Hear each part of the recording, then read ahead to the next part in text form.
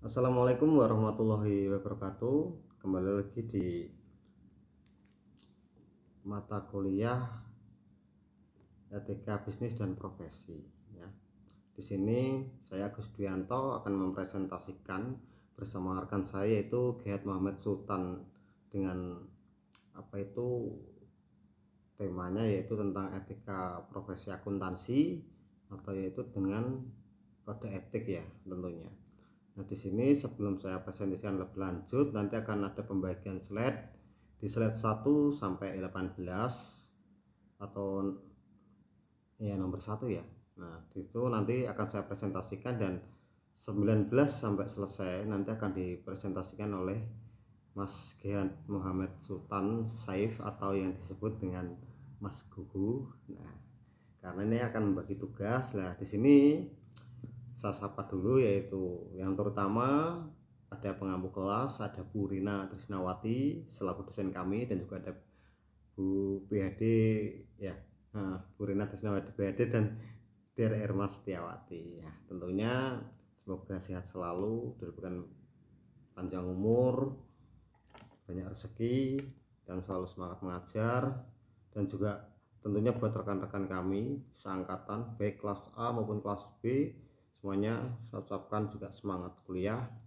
Di sini langsung saja akan kita mulai presentasinya yaitu tentang di bagian 1 yaitu kepatuhan terhadap kode etik, prinsip dasar etika dan kerangka kerja konseptualnya.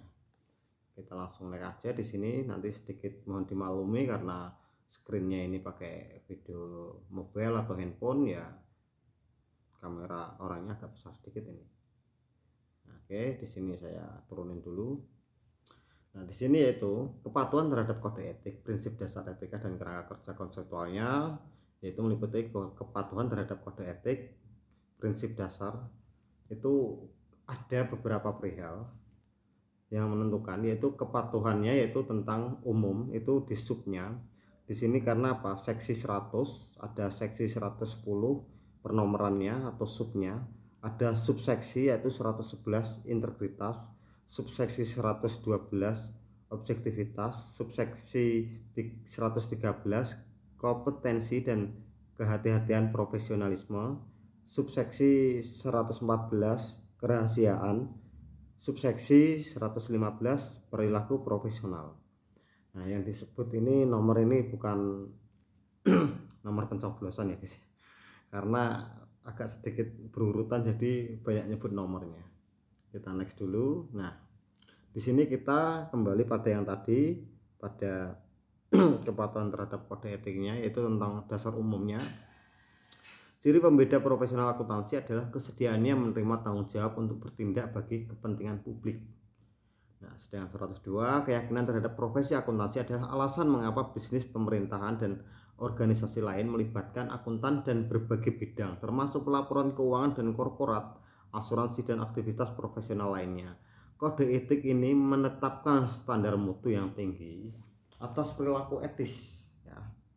Di sini tuh atas perilaku etisnya sendiri, kita di situ juga sudah saya share juga ya buat teman-teman buku kepatuhan terhadap kode etiknya ya. Nah, di sini yaitu sebenarnya di 102 ini yaitu ada kepatuhan terhadap prinsip etika dan standar profesi, penggunaan kecakapan memahami bisnis, penggunaan keahlian teknik dan lainnya. Nah, di sini kita lanjut di seksi 103 atau nomor 103. Kode etik ini menetapkan standar mutu yang tinggi atas perilaku etis yang diharapkan dari akuntan. Nah, kode etik ini juga dapat digunakan atau diadopsi oleh pihak yang bertanggung jawab untuk menetapkan standar etika akuntan di sektor atau yuridisi tertentu dan oleh kantor dalam mengembangkan kebijakan etika dan independensinya. Dilanjut dengan 104, kode etik menetapkan 5 prinsip dasar harus dipatuhi oleh semua akuntan. Kode etik ini juga mencakup kerangka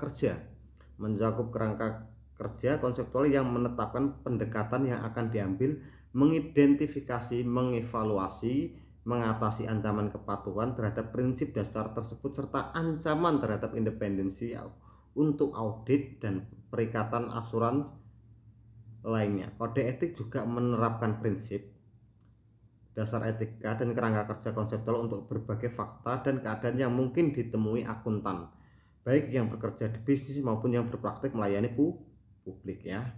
Di sini langsung kita lanjut di persyaratan dan materi aplikasi ya. Di sini kita dihadapkan di persyaratan dan materi aplikasi.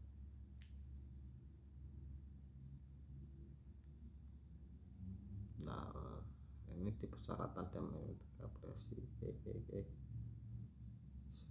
Nah, di sini persyaratan dalam kode etik yang ditandai dengan huruf P membebankan kewajiban, atau yang di 105A2 materi aplikasi yang ditandai dengan huruf A memberikan konteks penjelasan saran untuk tindakan atau perihal yang perlu dipertimbangkan, ilustrasi dan panduan yang relevan, pemahaman yang tepat atas kode etik. Secara khusus materi aplikasi dimaksudkan untuk membantu akuntan dan memahami bagaimana menerapkan kerangka kerja konseptual pada keadaan tertentu dan untuk mematuhi persyarat spesifik. Akuntan harus mematuhi kode etik yaitu pada urutan nomor 106A1, 106A2, 106A3 atau 106,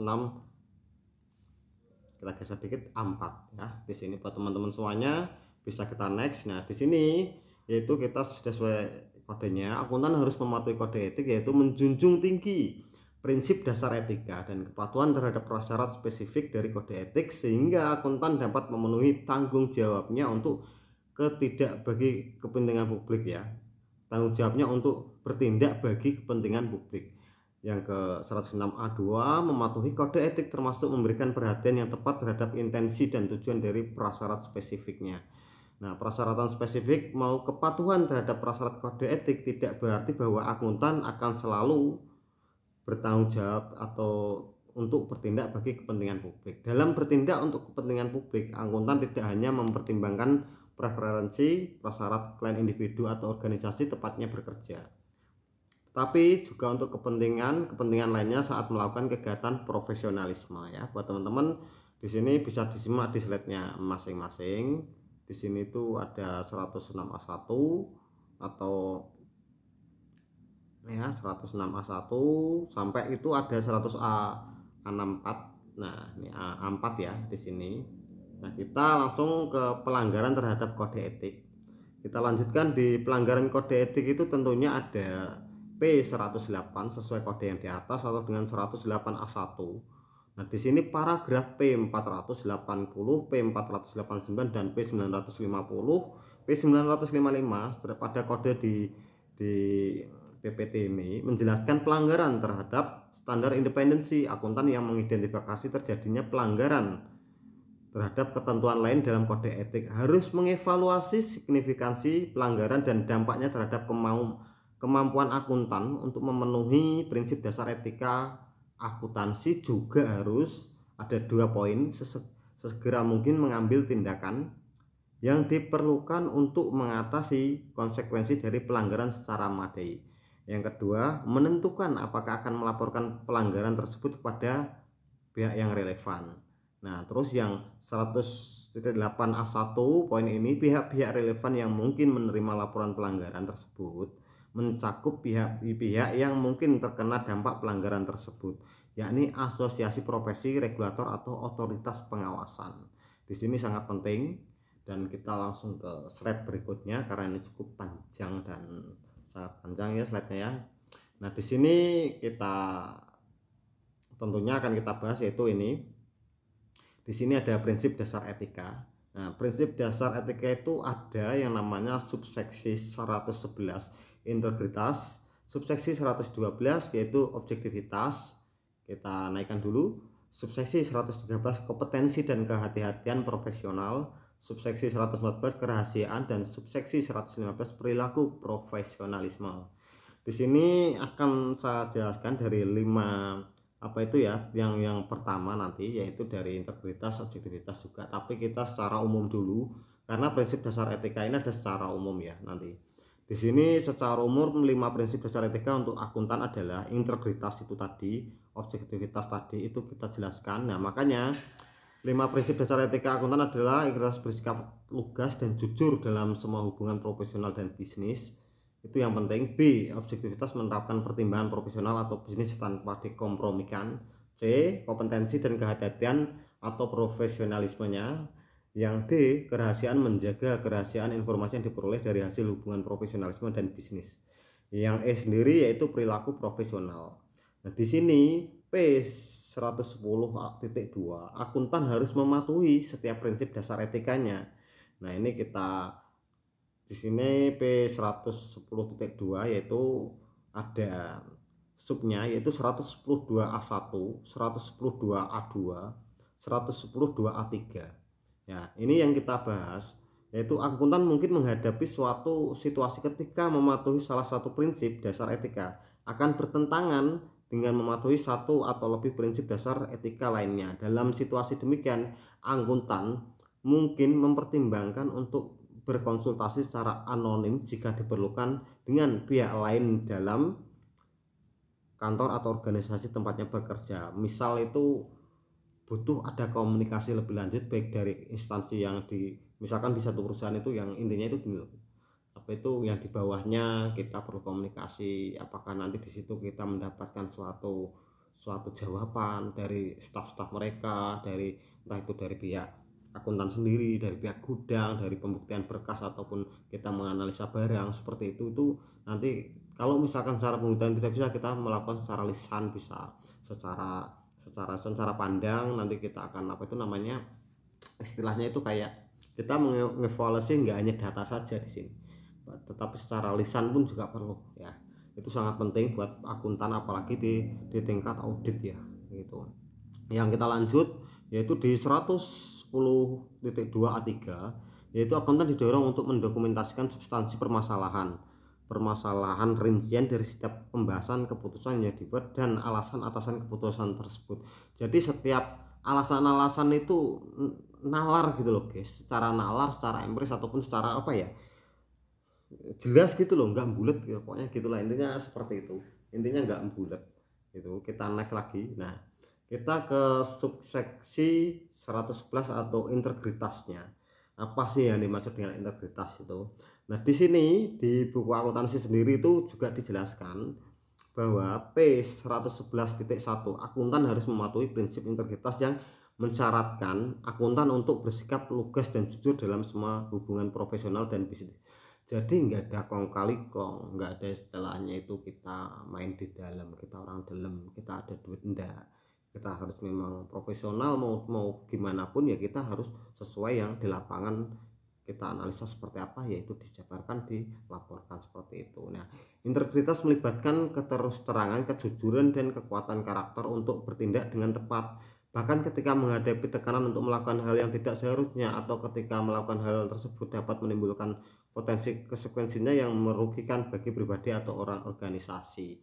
Ya, intinya itu kalau pada 111.1A1 itu yaitu memaparkan atau menjelaskan ya, jangan sampai terpengaruh diri kita itu atau bujukan apa.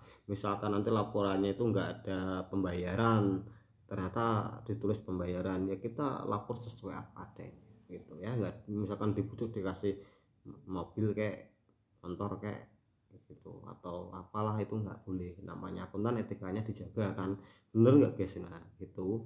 Nah, yang sekarang kita lanjut yaitu 111.1A2 bertindak secara tepat dengan cara mempertahankan pendirian ketika dihadapkan pada dilema dan situasi sulit atau apapun itu namanya. Mempertanyakan pihak lain manakah terdapat keadaan yang mengharuskan demikian dengan cara yang sesuai dengan keadaan ya. Di sini kita lanjut P111.2 akuntan tidak boleh secara sengaja dikaitkan dengan laporan komunikasi atau informasi lainnya ketika akuntan percaya bahwa informasi tersebut ada 3 poin sebenarnya di sini, karena slide-nya nggak mungkin panjang kali lebar satu buku itu ya. Ini saya jelasin 3 poinnya. Berisi kesalahan atau pernyataan yang menyesatkan secara immaterial. Perihal itu misalkan gini guys, apa ya? Misalkan di dalam buku ini ada hal-hal yang menyesatkan, kita tidak boleh terpengaruh ya. Misalkan di dalam buku ini ada ini tentang pelaporan, ternyata hal itu menyesatkan, kita tidak boleh terpengaruh sama sekali. Kita harus bersikap profesional. Salah ya salah, seperti itu, coret gitu kan. Berisi pernyataan atau informasi yang dibuat secara tidak hati-hati atau lalai ya, kita coret. Itu kesalahan bukan dari diri kita, tapi melainkan kesalahan mereka, kita coret, kita evaluasi lagi. Terdapat penghilangan atau pengaburan informasi yang seharusnya diungkapkan sehingga akan menyesatkan. Nah, ini penting, kita harus mengungkap hal yang diselipkan, dihilangkan atau dihapus dari data tersebut. Nah, kita langsung lanjut ke 111 2A1 ya, 111 2A1. Kita next lagi, tapi ini di sini enggak ada, langsung kita ke subseksi 112 objektivitas. Mengenai objektivitas ini buat teman-teman semuanya, para audien dan para pengamat maupun rekan-rekan akuntansi, oke guys. Nah, subseksi 112 objektivitas yaitu P112.1 itu poin ini, yaitu akuntan harus mematuhi prinsip objektivitas yang mensyaratkan akuntan untuk menerapkan pertimbangan profesional atau bisnis tanpa dikompromikan oleh, itu ada 3 poin ya di sini tuh. Oleh ada 3 poin, yaitu A yaitu bias, B benturan kepentingan, atau C pengaruh atau ketergantungan yang tidak semestinya terhadap individu, organisasi, teknologi atau faktor lain. Nah, P112 2, akuntan tidak boleh melakukan aktivitas profesional jika suatu keadaan atau hubungan terlalu memengaruhi pertimbangan profesionalnya atas aktivitas tersebut. Intinya gini, kayak kita punya ya, inti poinnya itu kita kayak punya saudara, tapi kita itu bekerja di suatu perusahaan yang sama. Nah, kita hanya karena membantu atau menolong hanya karena kasihan, kita nggak boleh itu kita mengiyakan sesuatu tapi yang merugikan perusahaan. Inti poinnya ya, kita harus profesional, kalau dia salah ya pecat guys, bersihkan kayak gitu loh. Itu ya, gitu. Kita lanjut lagi karena penting pembahasan ini panjang ya. Nah, di sini kita lanjut ke subseksi 113 kompetensi dan kehati-hatian profesionalisme atau subsection professional kompetensi and careful ya. Di sini ada poin P113.1, akuntan harus patuh terhadap prinsip kompetensi dan kehati-hatian profesional yang mensyaratkan akuntan P113.2 dalam mematuhi prinsip kompetensi dan kehati-hatian profesional. Akuntan harus mengambil langkah-langkah yang memadai untuk memastikan bahwa mereka yang bekerja profesional di bawah pengawasan telah memperoleh pelatihan dan supervisi yang tepat. Intinya sudah mengalami tekanan, banyak tekanan, itu tekanan pelatihan ya guys, bukan tekanan batin ya, beda lagi urusannya ini.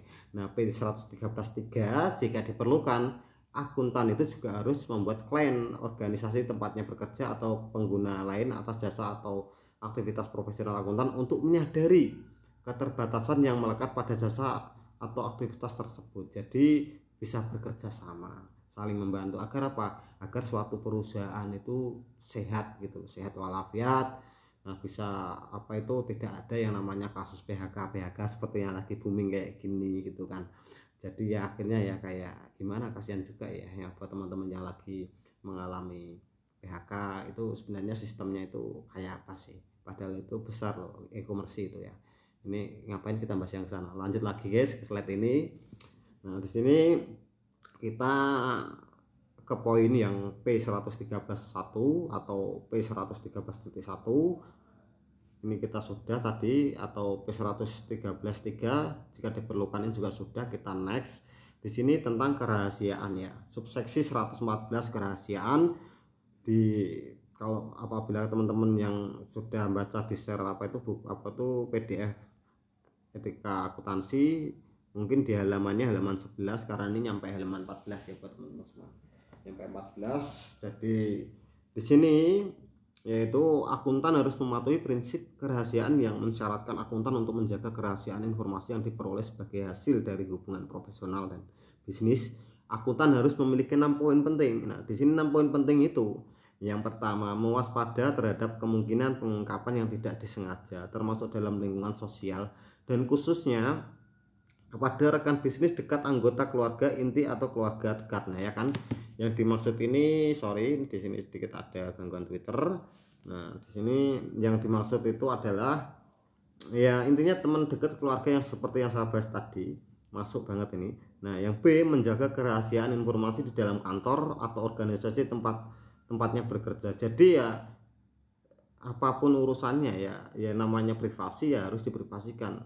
Mau dikasih jajan kayak cilok kayak atau permen ya, kalau memang bukan tempatnya untuk dipublikasi ya jangan, karena semua perusahaan itu memiliki privasi masing-masing, dan kalau memang sifatnya itu kepentingan perusahaan ataupun yang sifatnya wajar itu enggak masalah. Tapi kalau sifatnya itu kecurangan, ya boleh bukan dipublikasi lagi, melainkan dilaporkan ke pihak yang memang menentukan arah ke perusahaan itu gimana. Itu pentingnya di situ. Nah, di sini lanjut kita ke yang D, tidak mengungkapkan informasi rahasia yang diperoleh dari hubungan profesional dan bisnis di luar kantor atau organisasi tempatnya bekerja tanpa kewenangan dan memadai spesifik, kecuali jika terdapat hak atau kewajiban hukum atau profesional untuk mengungkapnya. Ya intinya kayak kerjasama dengan pengacara atau yang lainnya seperti itu ya. Jadi kan masih ada memang kayak membedah suatu masalah itu enggak segampang yang kita bicarakan, tapi semuanya butuh bukti, data itu penting. Di sini tidak menggunakan, ini lanjut kita ke yang ke F, yaitu tidak menggunakan atau mengungkapkan. Oke, kita close dulu. Nah, di sini agak ruwet ya, ada pemberitahuan juga. Tidak menggunakan atau mengungkapkan informasi rahasia apapun, baik yang diperoleh atau diterima sebagai hasil dari hubungan profesional atau bisnis maupun setelah hubungan tersebut berakhir. Dan yang terakhir, melakukan langkah-langkah yang memadai untuk memastikan bahwa personil yang berada di bawah pengawasan serta individu yang memberi advice dan bantuan profesional untuk menghormati kewajiban akuntan guna menjaga kerahasiaan informasi suatu data tersebut ya. Di sini cukup jelas, kita next. Di sini tuh, nah ini poinnya tadi yang sudah saya bacakan, bisa dibaca kembali atau untuk dipelajari ataupun bisa dikoreksi apabila ada kata saya yang salah. Ini memiliki 6 poin penting. Kita lanjut lagi, yaitu subseksi 115 atau perilaku profesional atau professionalism behavior.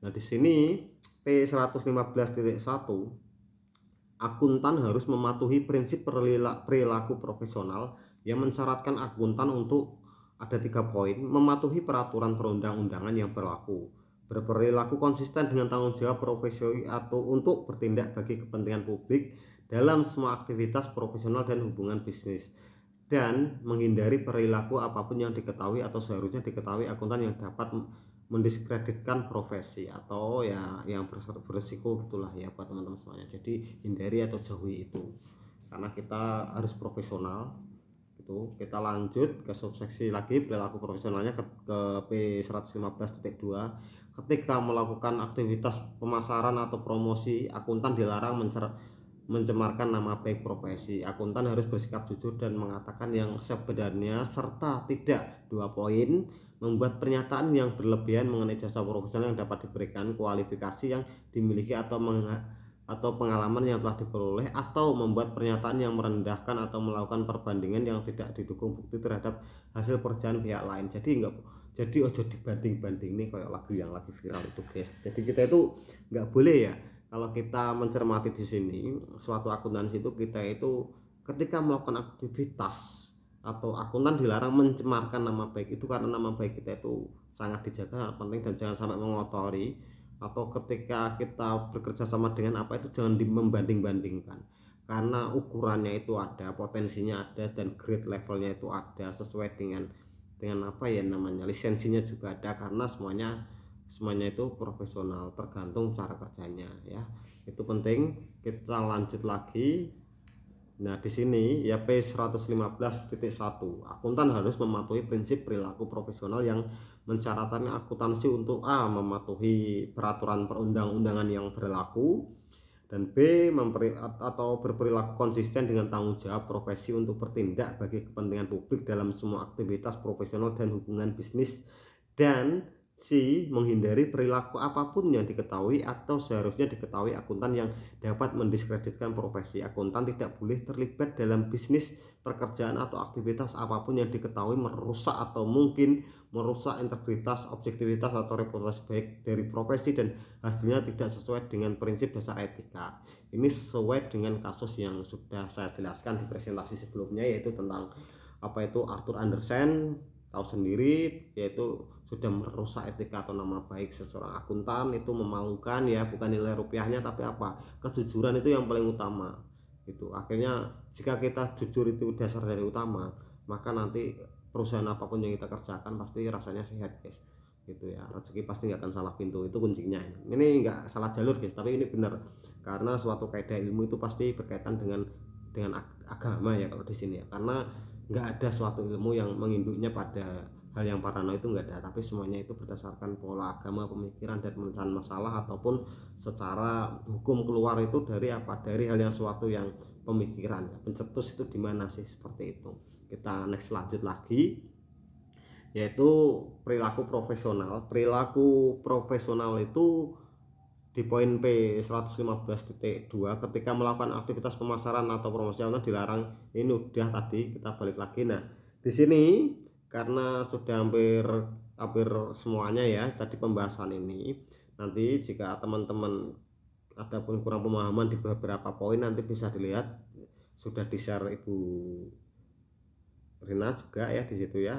Di situ juga sudah di-share itu buku akuntan etika profesinya, sudah di-share dan sudah PPT sudah saya share. Mungkin ada yang dipertanyakan bisa ditulis di kolom komentar. Dan buat teman-teman yang punya channel YouTube, jangan lupa ya di subscribe, like, and share ke channel saya. Itu yang penting, itu terutama itu dibantu lah ya teman-teman ya, karena lagi cari rezeki dari sana juga. Oke guys, nah di sini PPT selanjutnya itu tentang kerangka kerja konseptual. Ini akan pendahuluan ini akan dijelaskan oleh Mas Gehat atau Mas Gugu ya. Di sini next ini ya, presentasi next atau conceptual framework ini dijelaskan Mas Gugu. Untuk teman-teman semuanya, terima kasih sudah berkenan menonton presentasi saya atau penjelasan tentang apa itu kode etik seorang akuntan Indonesia atau kode etik kita ya.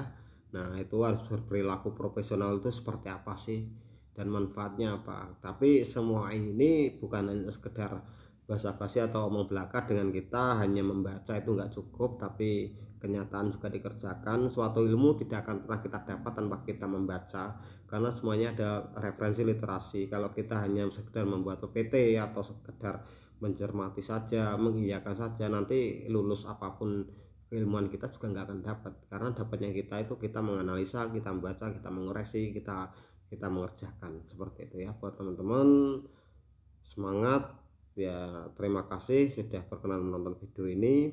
Dan buat Bu dosen, Bu pengampu, terima kasih juga. Selanjutnya, slide selanjutnya akan dilanjut oleh Mas Gugu. Saya ucapkan terima kasih untuk semuanya audiens. Oke, nah di sini saya selesaiin dulu, saya sudahi dulu ya. Jangan lupa di follow tadi guys, di subscribe juga ya, gitu, di subscribe juga. Soalnya harus pakai kamera ini. Kalau pakai kamera ini katanya biar kenal presennya. Udah ya, kalau pengen kenal ya harus di follow, di subscribe, di like and share ke teman-teman ya. Itu penting ya, gitu. Oke, saya akhiri dulu dari saya. Terima kasih banyak atas waktunya. Wassalamualaikum warahmatullahi wabarakatuh.